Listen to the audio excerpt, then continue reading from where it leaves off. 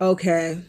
Um this is a part 1 on how to improve permanent housing. Okay? Because people are giving the staff members of permanent housing just too much power. Okay? So, this is the thing about permanent housing.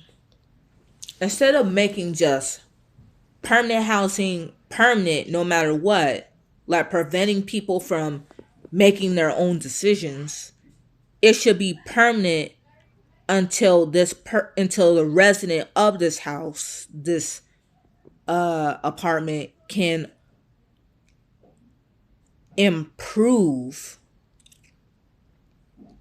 can prove that they can be independent. Like that they can prove that they can be independent.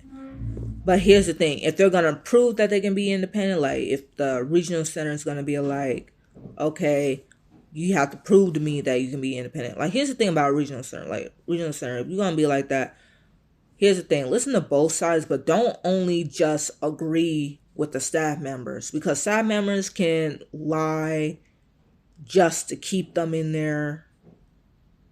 Can just keep them in there, like the staff members can just lie just to keep them in there. Can just lie on them. One of the staff members just lied on me and said that I don't shower just to keep me conserved.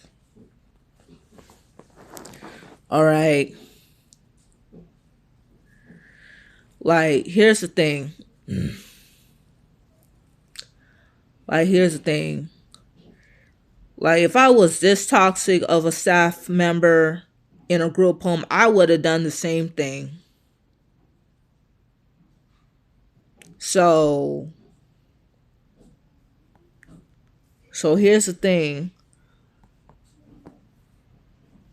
Like, don't listen to both sides to only agree with one side. Okay? Give the resident the chance to prove the other side wrong, regardless of how normal, regardless of what disability, what disorder, what mental illness that person has. Okay? Just because somebody just because somebody has a diagnosis does not mean they're always lying. There is always some truth to what they're saying. I'm not saying that they're always telling the truth, but I'm saying that there is some truth to what they're saying.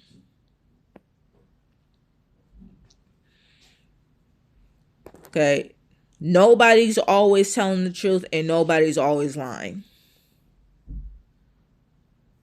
But here's the thing: if the staff members like to accuse the resident of always falsely accusing, then the staff members are the problem, because they don't think that they don't think that they can ever be wrong. If every paper report of every conflict that they had is always the resident of the facility being the problem, then that is the staff member being toxic. Because there's always a balance of both of them being the problem at some point. But regardless of what the staff member says about the resident, always create some form of balance. Always create some form of balance. Like, how do I say this? Regardless of what the staff member says in the facility, always give the resident the chance to prove that person wrong. But don't make it so hard for this person to be independent where they're like, oh, this person farted. That's not independence. Independent people don't fart. Oh, this person picked their nose. That's not independent. Independent people don't pick their nose. Oh, this person put salt in their coffee. That's not that's not right. That's not what independent people do. Independent people don't put salt in their coffee. Like instead of just instead of just criticizing little odd things that they do, like little different things that they do, ask them, why do you do that? And ask yourself, is it harming anyone? Is it harming them? Here's the thing. When it comes to picking their nose, like I understand when it comes to the pandemic, when it comes to the pandemic, like you could just tell this person like, hey, you need to work on that. You like pick if you're gonna pick your nose with a napkin and then wash your hands afterwards. But cut them some slack a little bit. Like cut them some slack a little bit. Don't make too much of a big deal out of it. But how do I say? Just cut them some slack. Don't make too much of a big deal out of it. Like because that's just probably how they're raised. Um, another thing, like how do I say this? Like independence, like when people make like independent problems, like when they make mistakes on their independence, like have some money problems every once in a while, cut them some slack on that because it's gonna happen to everybody. Everybody is gonna go through that at some point of their lives. Okay, what matters is that you don't do it too much. Okay, what it matters is like the question is how often do do you make these mistakes? Like let's say for example you have a problem. Let's say for example you made a budgeting mistake. It's not about whether you made a budgeting mistake or not. It's about how often you make these budgeting mistakes. If it's like sometimes or a little less than sometimes, cut them some slack. Like here's the thing. If it's like every once in a while, cut them some slack. They still responsible. They still learning, but they being responsible. Like they still learning, they still being responsible. Just cut them some slack. It's not like they do it every day. If they do it like a little less than sometimes, but it's still every once in a while. Like like how do I say this? It's a little less than sometimes. It's like still cut them some slack. It's not a big deal. Uh Sometimes like more than less than sometimes. Like just sometimes,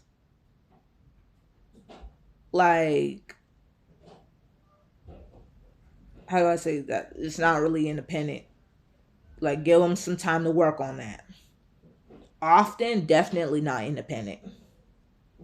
Definitely not independent. Like don't worry about whether they made a mistake or not to decide if they are independent or not. Think about how often do they make those mistakes.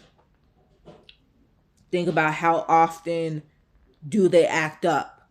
How often do they handle difficult situations, like how do I say this? Like how often do they make mistakes when it comes to solving conflict? Think about these things because it's like every once in a while you're gonna make independence mistakes. Everybody is human. We're not gonna be perfect in everything we do. You're going to be out in the real world and you're going to mess up. Okay? It's going to happen. Nobody is going to get it together 100% of the time. So don't be so hard on these people where they have to be completely perfect at everything they do in order to be independent. Because that don't make any sense. Not even you got it together 100% of the time. When when you're independent, like the reason why you got cut off, like the reason why you don't, like, how do I say this? The reason why you got it together is because you never put yourself in a situation that people makes your mistakes a big deal, your independence mistakes a big deal, where it makes it hard for you to make independent life choices over a small mistake.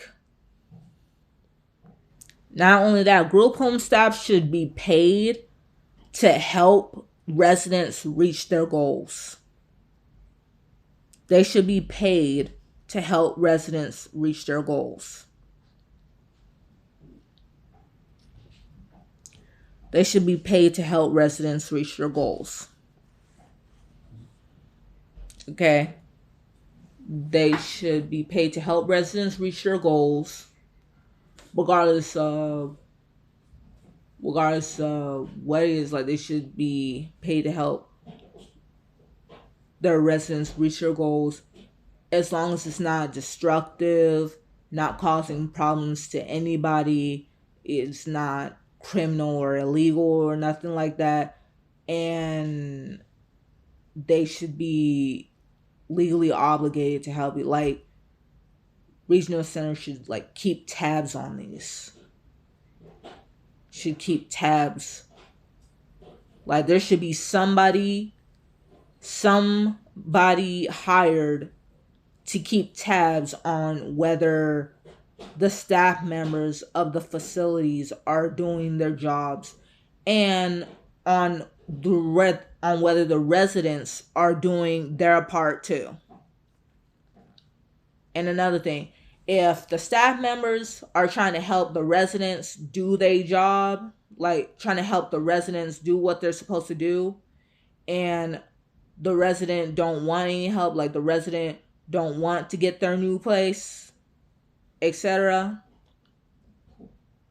they should just be kicked out. They should just be kicked out. They should just be kicked out.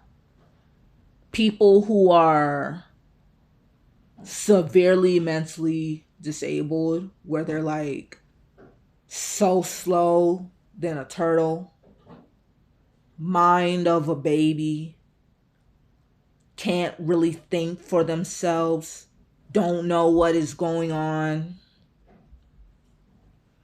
don't really know what's going on, don't know their own truth, don't know what is going on, just saying random things, don't have the mind of a grown adult, like just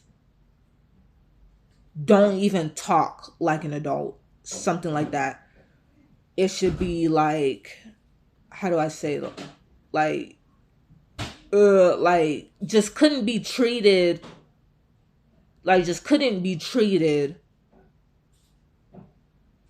like an adult. Just couldn't be treated like an adult. Like, couldn't even wipe their behinds by themselves. They have to be supervised everywhere they go. Couldn't do anything by themselves. Couldn't take care of themselves. Couldn't do nothing by themselves. Couldn't shower by themselves. Literally grown toddlers. Babies on the inside. Just like that. those severely mentally disabled people. These people, like staff members, should be paid to take these people to church and get delivered. So when they get delivered,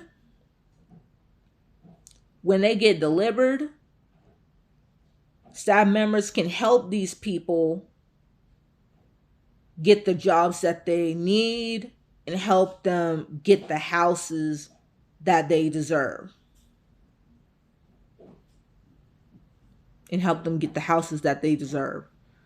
So,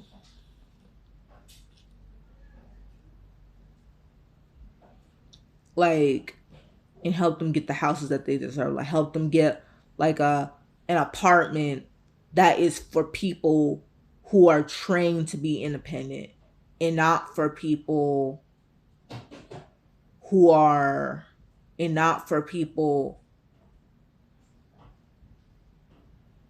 who just can never be independent. Like, no.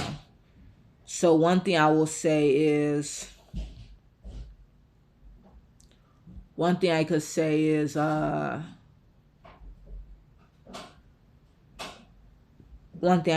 this. They should get paid to help residents of a facility be independent and not just keep them stuck in training forever and at the same time never actually letting them be independent. No. They should get paid to actually help them get in training and then actually helping them get into the real world and experience new things by themselves until little to no supervision. And then they can have a follow-up to see how they're doing. And then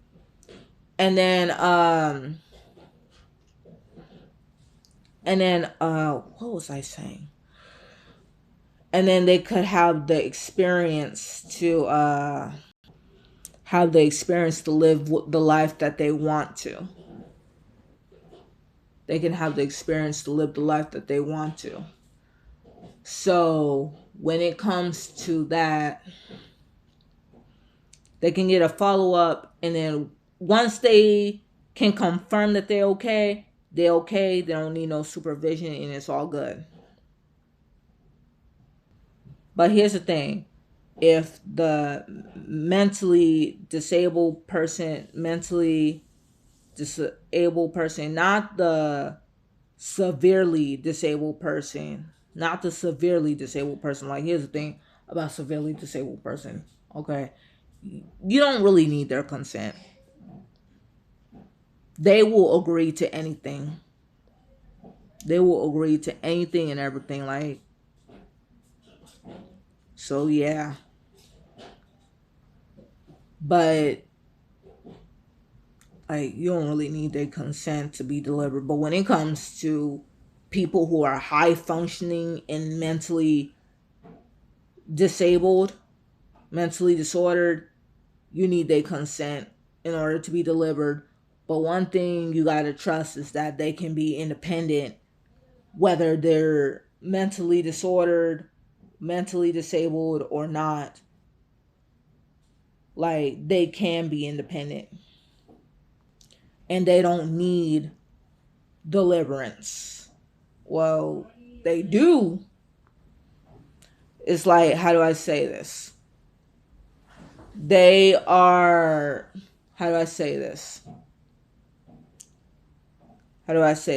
do need deliverance.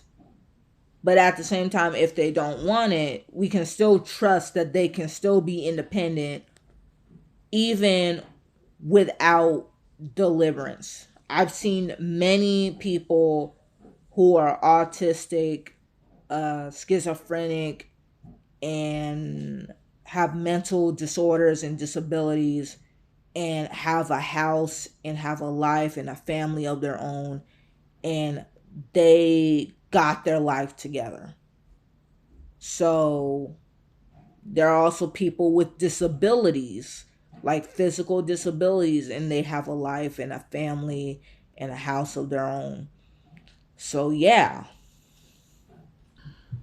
like I have seen many people with mental disabilities, mental disorders, physical disabilities, physical whatever, and they don't even need constant supervision in order to be independent. Like they got everything together.